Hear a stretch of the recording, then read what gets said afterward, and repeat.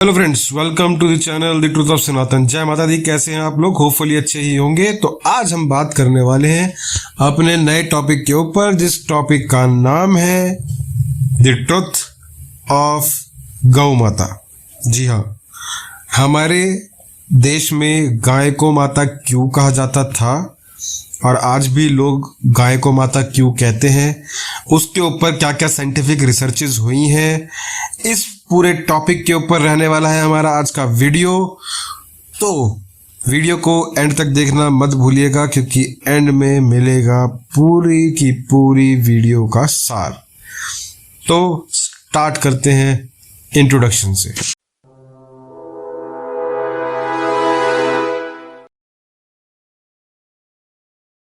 गाय या कहें गौ माता।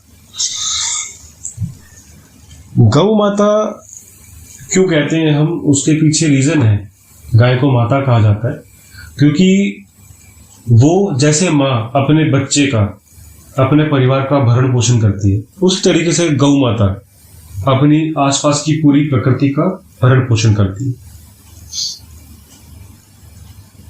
उनके गोबर से लेकर दूध तक हर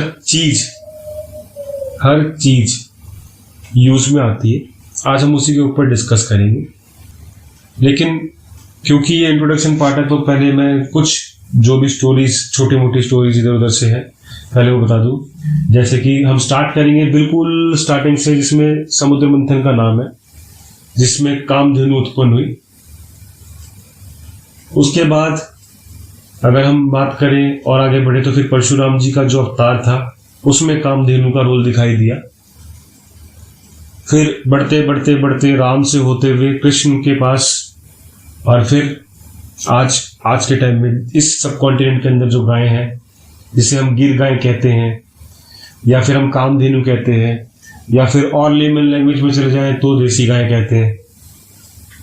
और for kind information of you all, देसी गाय का दूध बहुत महंगा आता है, बहुत ज्यादा महंगा होता है। ये तो रही एक बात। अब हम बात करेंगे साइंटिफिक तरीके से। इंडियन सब कॉन्टिनेंट के अंदर जो गाय होती है उसे जेबू या फिर बॉस इंडिकस नाम से जाना जाता है, जो बोविडाई फैमिली से बिलोंग करती है। देयर आर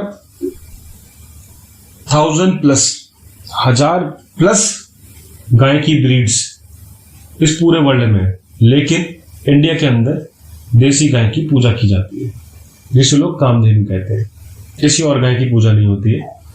और इसको सुनने के बाद कई लोग बोल रहे होंगे कि यार नहीं, फिर तो हम बाकी किसी गाय के साथ जो भी करें उससे क्या लेना देना। नहीं, सनातन धर्म के अंदर जीव हत्या निषेध है,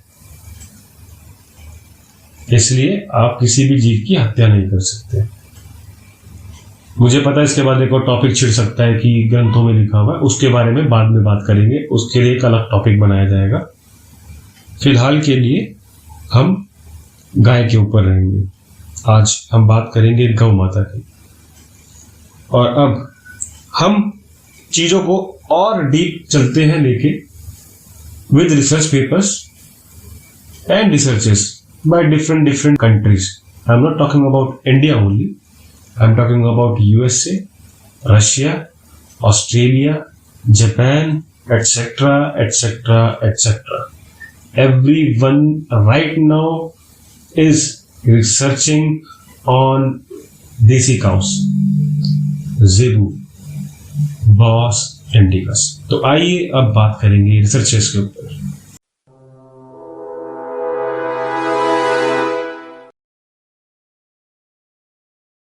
तो अब हम बात करते हैं गाय के ऊपर हुए रिसर्चेस के बारे में। पहली चीज, गाय के ऊपर जो रिसर्चेस हुए वो ओवरऑल गाय के जो भी प्रोडक्ट्स मिलते हैं उनके ऊपर रिसर्चेस हुए।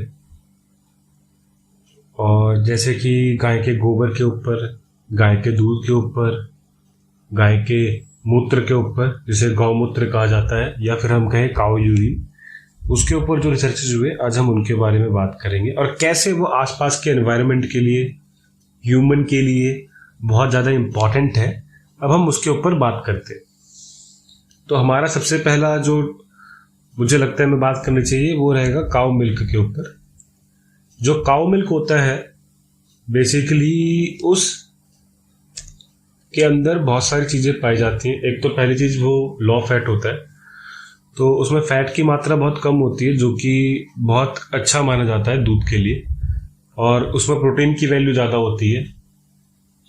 और अगर हम साइंस की बात करें या हम बात करें हमारे पुराने ग्रंथ क्या कहते हैं, तो अगर माँ का दूध बच्चा छोड़ देता है पीना तो माना जाता है कि अगर गाय का दूध पिलाएं तो उसको बहुत सारी चीज़ें मिल जाती हैं। हाँ, अमीनो एसिड जो होते हैं वो कंपैरेटिवली माँ के अंदर उससे 6 गुना होते हैं, जो कि बहुत ज़्यादा ज़रूरी होती है बच्चे की ग्रोथ के लिए। बाकी सारी चीज़ें ऑलमोस्ट सेम रहती है सिवाय इस एक अमीनो एसिड नाम की चीज़ के, जो कि हमें बाहर से मिलती है। फिर उसके बाद हमें थोड़ा बहुत बाहर से इनटेक करना पड़ता है। ओवरऑल गाय का दूध बच्चे के लिए बहुत ज़्यादा बेस्ट रहता है। ये तो रही दूध की बात। अब दूध से घी बनता है। ओके, अब वो जो घी होता है उस घी के क्या क्या बेनिफिट्स हैं? वो ब्लड प्योरीफाई करता है, डाइजेशन में हेल्प करता है, सीवीडी कार्डियोवास्कुलर डिसीज जो होती है उसको बढ़ने से रोकता है, ब्यूटी एनहांसर का काम करता है, मेमोरी शार्प करता है, विजन तेज करता है। चोटों के अंदर आपने सुना होगा हीलिंग बहुत लेट होती है कई लोगों की, तो उनको गाय का घी यूज करना चाहिए। और इवन की कई जगहों पे वो एंटी एस्थमेटिक तरीके से भी यूज आ जाता है। तो बहुत सारी चीजें हैं। जैसे उसका अगर हम कॉम्पोजिशन देखते हैं घी का, तो उसके अंदर रहते हैं fatty acids, omega 3, omega 9, vitamin A, D, E, K, और एक छोटी सी चेन होती है जो कि फैटी एसिड्स की होती है। वो सब उसके अंदर अवेलेबल रहता है। अभी आपके सामने चार्ट है वो भी इसी चीज को दर्शाएगा कि किस तरीके से गाय का जो घी है वो बहुत ज्यादा हेल्पफुल रहता है, क्योंकि गाय के दूध के अंदर ये क्वालिटीज हैं ऑलरेडी। ये तो रही गाय के दूध की बात, जिसमें गाय का दूध आ गया, घी आ गया, इवन की पनीर आ गया। इससे जो चीजें बनती हैं ये सारी की सारी ह्यूमन जो मानव जो है बेसिकली यूज करते हैं, उसके लिए तो ये बहुत ज्यादा मतलब एक तरीके से अमृत माना जाता है गाय का दूध, rather than की भैंस का दूध। भैंस के दूध में फैट बहुत ज्यादा होता है और उसकी बहुत ज्यादा क्वालिटीज जो होती है वो डिग्रेडेड होती है। मैं ये नहीं कहता कि आप भैंस का दूध पीना बंद कर दीजिए, बट अगर कंपेयर करते हैं गाय के दूध और भैंस के दूध में, तो गाय के दूध को बहुत ज्यादा इंपॉर्टेंस दी जाती है।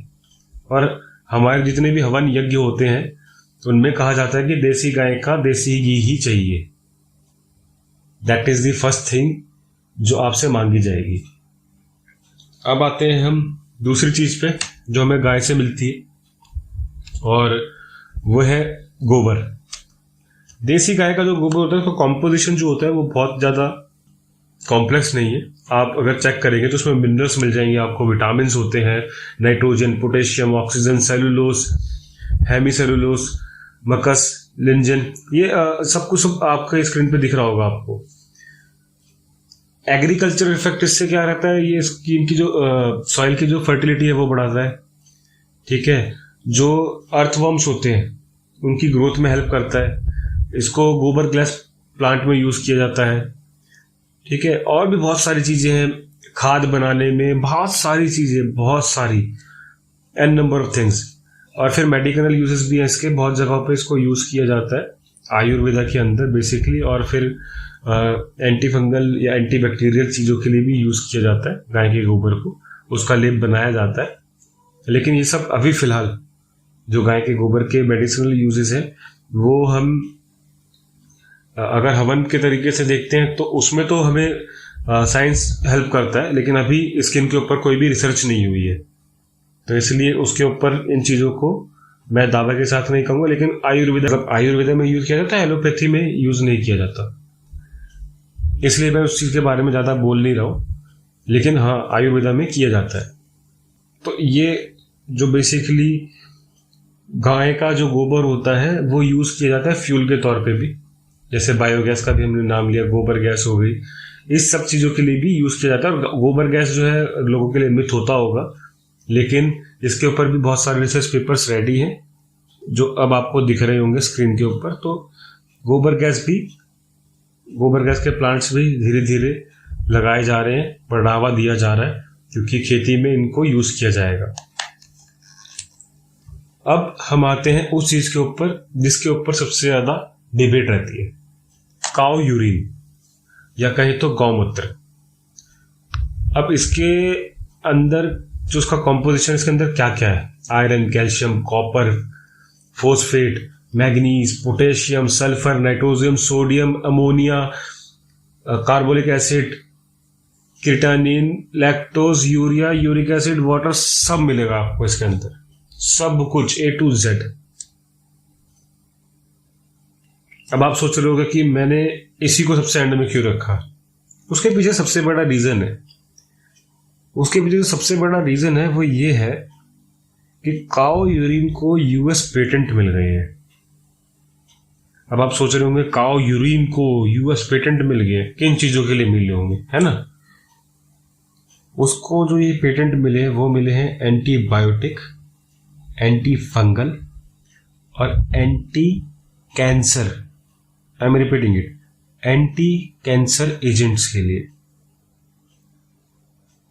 अब आप समझ रहे हैं क्यों आपको आपके बैकग्राउंड से काटा जाता है, ताकि लोगों की खुद की दुकानें चलती रहे। अगर यूएस ने किसी चीज को पेटेंट किया है तो जितने भी लिबरल्स हैं या जितने भी सो कॉल्ड अपने आप को एजुकेटेड लोग कहते हैं, उनसे एक सवाल है, क्या यूएस ने इंडिया की किसी चीज को आंख बंद करके सर्टिफाई कर दिया होगा या पेटेंट दे दिया होगा? सोचने की बात है, सोचिए। अब आप बोल रहे होंगे ये बकवास चल रहा है, कुछ भी फेंक रहा है, तो पेटेंट के नंबर लिख लीजिए 6896-907 6410-059। नंबर नोट कर लीजिएगा, चेक कर लीजिएगा। अब गाय के जो मेडिसिनल यूजेस है वो क्या क्या है, मैं आपको आज वो बताता हूं। गाय के मेडिसिनल यूजेस हैं, ये level 2 sugar, BP, colorectal cancer, cardiovascular diseases, lung diseases, mental issues, skin, digestion, allergies, इन सब के लिए यूज में आती है अपने जीते जी। मतलब जब तक हेल्थ ठीक है तब तक दूध भी देती है, गोबर भी देती है, यूरिन भी देती है। जब हेल्थ खराब हो जाती है तो गोबर और यूरिन तो दे ही रही है, जिसमें से यूरिन तो ऑलरेडी पेटेंट हो चुका है। गोबर को पेटेंट करने की पूरी तैयारी है। अब आप सोचिए, ऐसे जीव को कोई माता क्यों ना बोले जो उसके घर को बीमारियों से बचाए। जब हवन यज्ञ रेगुलर गाय, देसी गाय के गोबर से हवन यज्ञ आम की लकड़ी लगाकर किए जाते हैं, तो उस घर में अगर न्यूक्लियर अटैक कभी होता है या न्यूक्लियर बम फटता है तो उसका इम्पैक्ट बहुत कम पड़ता है। गोबर की लिपाई से, अगर आपने गोबर की लिपाई कर रखी हो घर पे, तो उससे न्यूक्लियर इम्पैक्ट कम पड़ता है, कीड़े मकोड़े बहुत कम आते हैं। जिस जीव की हर चीज इंसान को, नेचर को हेल्प करती है, उसे माता का दर्जा देना कहां पे गलत है। अब आपने कहावत तो सुनी होगी, गाय हमारी माता है, हमको कुछ नहीं आता है। सबने कहीं ना कहीं कभी ना कभी सुनी होगी। ये कहावत बनाई गई थी ताकि आप अपने आप में घृणा महसूस करें जब आप ये कहें कि गाय हमारी माता है। मैं आज प्राउडली कहता हूं, गाय हमारी माता है। उसके आगे की लाइन अब मैं सुनाता हूं। गाय हमारी माता है, हमको सब कुछ आता है, हमें आज से नहीं, हमें 5000 साल पहले से सब कुछ आता है। समझे? इसी के साथ आज की वीडियो को देता हूं पूर्ण विराम और आपको देता हूं क्वेश्चन। अगर गाय इतनी ही नॉन एक्सेप्टेबल चीज थी तो हमारे पूर्वजों ने उसकी पूजा क्यों करी? क्यों हमारे पूर्वज आज भी, या हम कहें जो हमसे पहले की जनरेशन थी, हमसे 1 जनरेशन 2 जनरेशन 3 जनरेशन पहले के जो लोग थे, क्यों वो तब भी गाय की पूजा करते थे? क्यों घरों में गाय रखना मैंडेटरी हुआ करता था? ये सारे के सारे फैक्ट्स आपके सामने हैं। इसी के साथ मैं लेता हूं इस वीडियो को पूर्ण विराम। वीडियो को लाइक, शेयर और सब्सक्राइब करना ना भूलिएगा। Thank you very much.